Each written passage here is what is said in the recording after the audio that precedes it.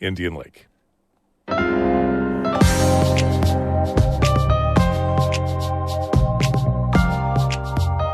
Good morning. This is Northern Light for Thursday, June 1st. I'm Monica Sandreski. And I'm Todd Moe. With just a week left in the legislative session, lawmakers are hammering out final details on a plan to expunge criminal records to make it easier for people convicted of some crimes to get jobs. More on that coming up. Also on the show, we talk with two Adirondack High School students attending the Northern Ontario Youth Climate Summit this week. Definitely meeting Jane Goodall has been a highlight for me. We got to be on a panel and ask her a couple of questions, and I was asking about what teenagers could do to help the environment. And with farmers markets coming up and running throughout the North Country, we'll talk with a potter from Harrisville who sets up shop in Canton. Yeah, I just find different grasses. Like this is one of the pieces that I can only make in the summer and in the fall, because I use actual grasses to press into the clay. All of that and more is coming up on Northern Light. Stick with us.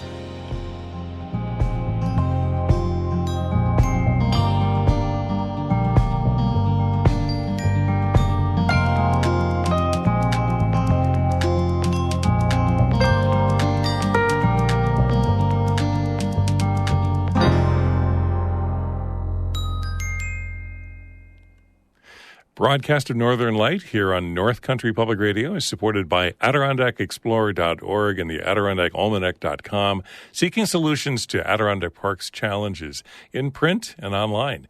And by Gray & Gray & Associates, CPAs, an accounting and financial services firm in northern New York with offices in Canton, Potsdam, and Spring Hill, Florida. GrayCPAS.com.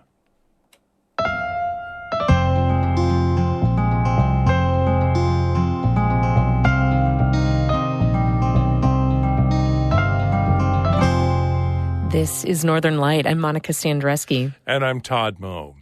Governor Kathy Hochul and legislative leaders say they're very close to agreement on a measure known as Clean Slate. It would expunge criminal records for people convicted of some crimes to help them get jobs and housing once they've served their sentence.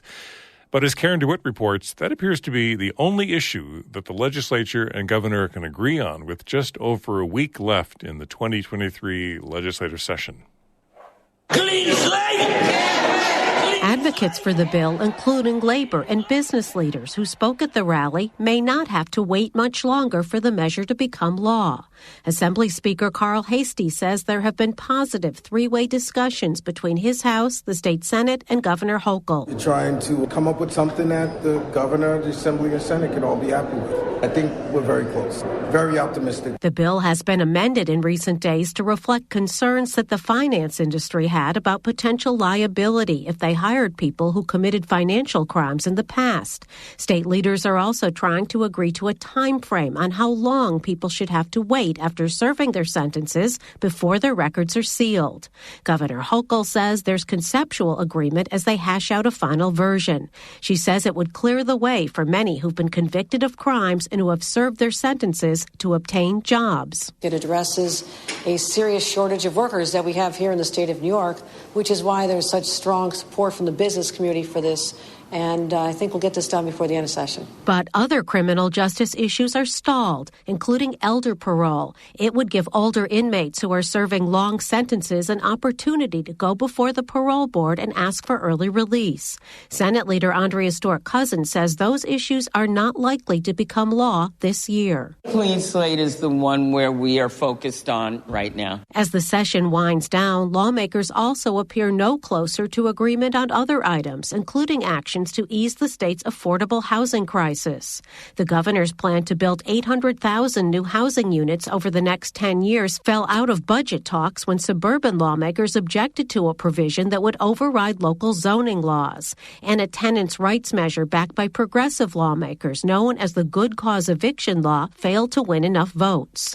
While the leaders say talks are ongoing, Speaker Hastie says more effort is needed to get all of the stakeholders together before a housing package can be crafted. When you want to do transformational change, I really think there really needs to be time for collective buy-in, and I'm just not sure that was able to happen with the housing program. The leaders who answered questions from reporters said a bill sought by the Seneca Nation of Indians to renegotiate gaming contracts is under discussion, but didn't report any progress.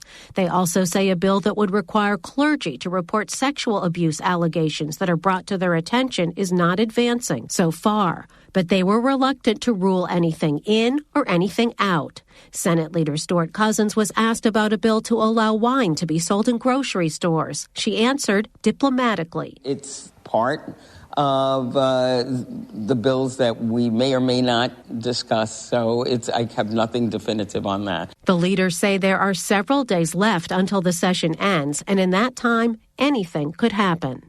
In Albany, I'm Karen DeWitt. With just over a week to go before the end of the session, supporters of a bill to limit rate hikes for natural gas are making a final push to get it passed. As Jessica Kane reports, the bill would also inch New York closer to its carbon-neutral climate goals. Who wants cleaner energy and lower bills? Jessica Aguilé from Alliance for a Green Economy has a message for state lawmakers as time runs out to pass the New York Heat Act. When the next rate hikes come in, we're going to be asking, where were you?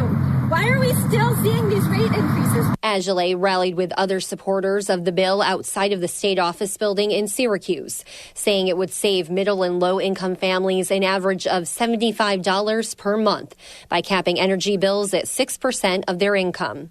The bill would also get rid of the so-called 100-foot rule that requires utilities to hook up new gas customers at no charge as long as the building is within 100 feet of an existing main. Bill co-sponsor Assemblyman Al Sturpey says that's a key part of the legislation. We need to give people a reason to stop and think, well, maybe there's a different way to do this. And if they're not going to be charged for that hookup, they're never going to think of a different way to go. Chet Gunther from NYPIRG says passing the bill would be an important step toward helping New York State meet its climate goals. There is no more time. Archaic laws propping up the fossil fuel industry have tied us to inaction for too long. The legislative session ends on June 8th. In Syracuse, I'm Jessica Kane for North Country Public Radio. John King delivered his first State of the University address yesterday since becoming chancellor in December. King celebrated 75 years of SUNY and said the 64-campus university system is looking to the future with an increased focus on STEM research. SUNY will be, in its next 75 years, as it is now, a home and a refuge. I know there's a place at SUNY for everyone. I know that place is comfortable, inclusive, welcoming, and designed to help students grow and succeed. And I know attending our colleges is the best decision a prospective student can make. King, a former state and U.S. education secretary, covered a number of initiatives like student success, research and scholarship, diversity, equity and inclusion, and economic development. Governor Hochul attended the address in Albany. She said the new state budget includes historic funding in public higher education. I want to lift everyone up and make sure no one is left behind. So college has to be affordable, it has to be accessible, and it has to be desirable. We make it desirable by leaning hard into our strengths, but also adapting to the needs of the community and what our students need. The Democrats' budget proposal includes a 3% annual tuition increase for in-state SUNY and CUNY students, but the legislature rejected it. Nearly 40% of school board members elected statewide last month are newcomers. That's according to an analysis by the New York State School Boards Association. Meanwhile, about 90% of incumbents who sought re-election to their school boards were successful. The state's school board organization says data from this year's elections coincide with the development from last year when 32% of incumbents opted to retire when their term was up. The analysis also revealed that school board candidates who were endorsed by their local teachers union were more likely to be elected. And a woman from Tupper Lake has been sentenced to at least 19 years in prison for murdering her mother in 2022. According to the Adirondack Daily Enterprise, Melissa Geisweit was on the phone with police last July while her daughter, Alexa Gallagher, stabbed her in their home. Geisweit died before police arrived. Gallagher was charged with second-degree murder and agreed to a plea deal. At her sentencing hearing Tuesday, Gallagher's grandmother read a statement talking about forgiving her. Gallagher could serve up to life in prison. Keep up with news from NCPR throughout the day at our website, ncpr.org, or follow the station on Instagram, Facebook, and Twitter.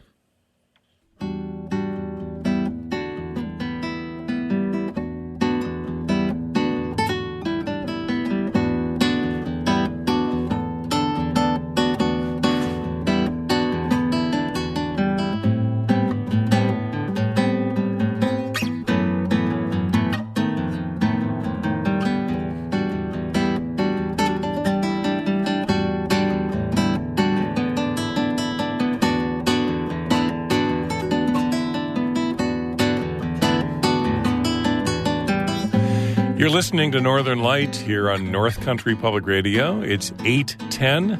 Good morning. I'm Todd Moe. And I'm Monica Sandreski. Just ahead, young people from the Adirondacks joined others in Northern Ontario this week to talk about climate change. We'll hear more from their experience coming up in just a couple of minutes right here on Northern Light.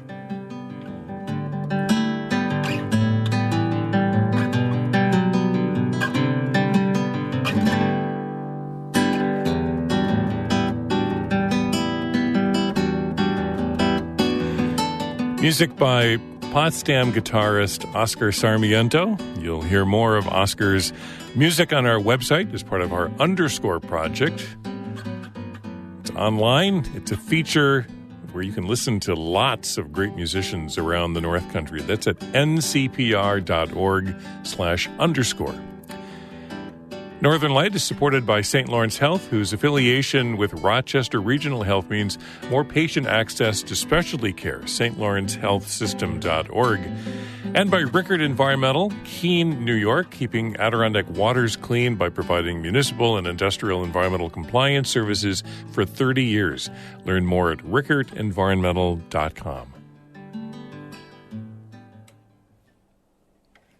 A group of young people from the Adirondacks is in Northern Ontario this week for a Youth Climate Summit. The students are there as part of the Wild Center's Youth Climate Program and are attending workshops, presenting local community climate action plans, and connecting with other young environmentalists from around North America. A highlight of the conference was a lecture and conversation with Dr. Jane Goodall, the renowned English primatologist and anthropologist. Two of the students, Jenna and Anthony, took a break from the busy two-day gathering to share their thoughts. I'm Jenna. I go to Saranac Lake High School, and I'm the president of the Green Storm. It's our version of the Green Team. I want to hear what your experience has been like. What have you been doing? Have you made like a presentation yet? Have you been on a panel? What's been sort of the highlight for you? Definitely meeting Jane Goodall has been a highlight for me. We got to be on a panel and ask her a couple of questions, and we saw her new IMAX movie, Reasons for Hope, and it was so cool. Did you get to ask her a question? Yeah, Anthony and I both got to ask her a question. I was asking about what teenagers could do to help the environment. Hello, I'm Anthony Zerlo. I am a sophomore in high school. I am homeschooled as well, and I am the president of the North Country Climate Club, which is a climate change club that I co-founded with some of my climate change friends. I asked her that if the changes she has seen in the world give her hope for the future. Oh, and that's kind of been her message, right? A message of hope? Yeah, that's what the documentary that she just put out is all about. Mm-hmm. What are you going to bring back, Anthony, from this gathering in Ontario? What are you going to bring back that you can sort of turn around and say to your local club, your family, your friends, that, you know, this is something I learned or this is something I experienced that we really need to think about? I want to tell people they should go to their own summits and connect with more climate change activists and youth. Jenna, are you there? Hello.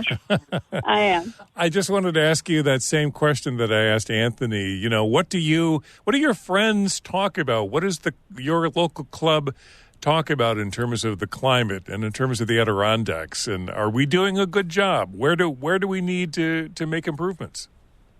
I mean, one thing that we talked about this in our environmental club, but we also were talking about it in the film that we just saw with Jane Goodall, is that, you know, we've had the problems with acid rain in the Adirondacks, And, I mean, we don't really have that problem anymore, so that's definitely a reason for hope and something that we've done that's very positive for our environment. There's still, of course, a lot of work that needs to be done, but that's partly why we have all these environmental clubs that are youth-led, and we have all sorts of programs throughout our towns that just help our local environment.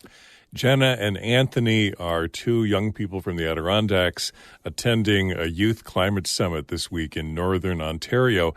They're sponsored by the Wild Centre, and the Wild Centre's Jen Kretzer, along with Lake Placid science teacher Tammy Morgan, are leading that group of 5 students from Saranac Lake and Lake Placid High School.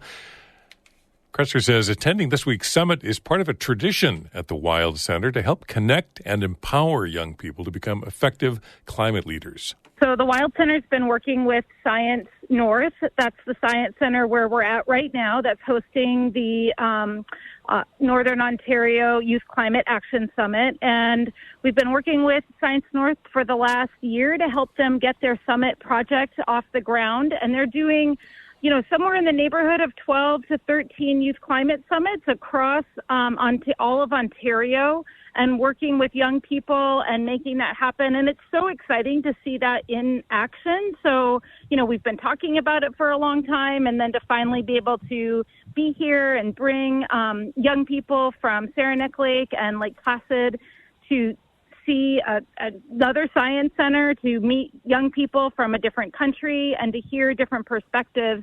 It's been really exciting. And we're really working hard to, help continue to grow the Youth Climate Summit movement. We're now at about 160 Youth Climate Summits globally with 9 countries and 25 different states.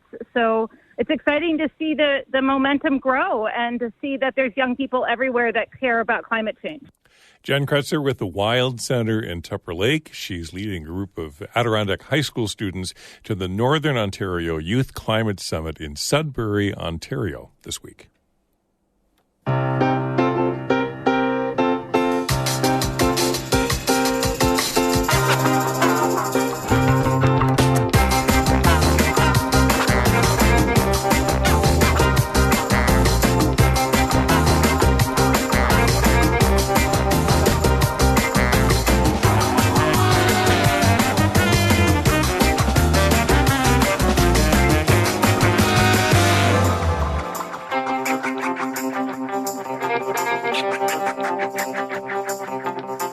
You're listening to Northern Light right here on North Country Public Radio. I'm Todd Moe. And I'm Monica Sandreski. In just a minute, we'll hear from a potter in Harrisville about how she tries to celebrate cultures throughout the world through her pieces.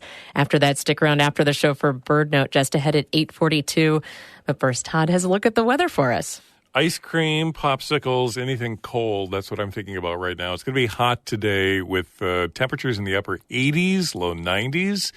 Mostly sunny skies, winds light and variable. Then tonight, a low around 60. Tomorrow, chance of some rain, highs in the 80s. And then a big cool-off this weekend. Partly cloudy Saturday and Sunday with highs upper 60s, near 70, and some scattered rain into the early part of next week. But today, if you like hot, steamy, muggy weather, sunshine and a high around 90, I'm sorry to say, not for me, Monica Sandreski. I'll take temperatures in the low 70s. Thank you very much. But it is almost summer, right? It's only June. Yes, I do love coming in on 90-degree days. You do love coming in on 90-degree days? You get a little cranky. Me? Yes. I'm never cranky. Oh, gosh. Well, for me, this sunshine, it just makes me think of the farmers markets throughout the region. They are up and running throughout the North Country. You'll find local goods from North Country farmers, soap makers, and vintners, or potters, including Sabrina Myers. She lives in Harrisville in St. Lawrence County and started building with clay at the Thousand Islands Arts Center in Clayton just a few years ago. And she says from day one, she was hooked. She posted photos to Facebook, and before her first batch was out of the kiln, a local shop contacted her to ask to sell her work. And within a few months, she left her job and went into it full time. Well, no, it was less than a year. I quit my job. Just walked out on the 4th of July and decided to drive to Rochester the next day and buy a kiln. And became a potter, and that's what I've done ever since. It was natural for me. It was the earth, so it's natural. So I picked right up on it, and people, even though I couldn't understand why, liked my stuff. It's uneven, it's not perfect, but people like it. And I tend to put a lot of natural elements into it because I have a forestry degree. So, and it's people around here like natural elements. Could you describe that piece right there that you were telling me about? This one here with the grasses? Yeah. Yeah, I just find different grasses. Like this is one of the pieces that I can only make in the summer and in the fall. Why is that? Because I use actual grasses to press into the clay, and then I let the clay dry, and then I fire it in the bisque fire, and then I bring it out, and then I glaze it with an underglaze that's watered down, and I wipe it all off, and it shows every single little fine detail that's imprinted, so you can see all the grasses and the stems and everything, and then I just add little hints of color wherever to make it look natural, and then I glaze over it and I fire. Can you tell me a little bit about the ideas that you get? Sometimes I just look at something and I think, that's kind of neat. How can I turn that into something to work with clay? Other times I literally dream. A lot of times I dream. This next project I'm working on was a dream that came to me. And I will wake up out of a sound sleep and be like, oh, I got to do something about that. And I'm the type of person, I can't write it down. I can't draw it out, even though I can draw. I need to just sit down and start working with the clay, and maybe it'll fail a time or two, but most generally I just start working with the clay and something manifests. And sometimes it's what I thought and then it manifests into something else. And so that's how I end up with crazy ideas of adding like driftwood and beads. I've used shells, bones to add to pottery just for something weird, and now at some point I'll probably end up working with some sort of fabric arts with it, something like that, just because I can. I don't know how yet, but I will. One of the things, because one of the other art mediums that I really love to do is still life and charcoal drawings, and I would really like to be able to somehow incorporate it, but I know that the charcoal is going to burn out, so I've got to figure out a way to incorporate that.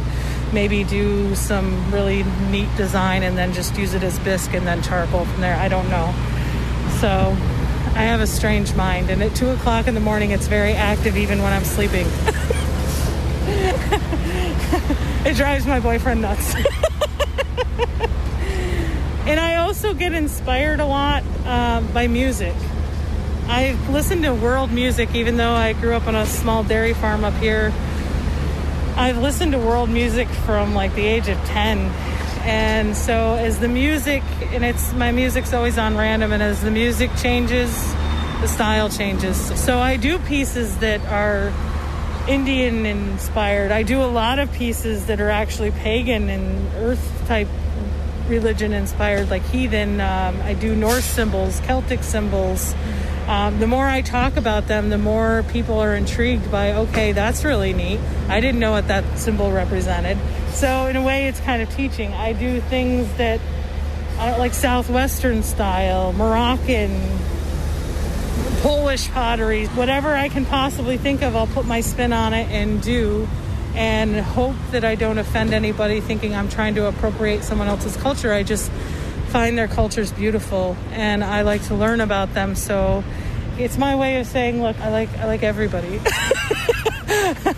I find it beautiful. I find all cultures beautiful, and I want to celebrate them. So also I want people to understand that, what kind of break against those stereotypes, to be like, look, this is beautiful, and this is something you might not have thought of before, but here it is. So, and it's a way of teaching people about other cultures.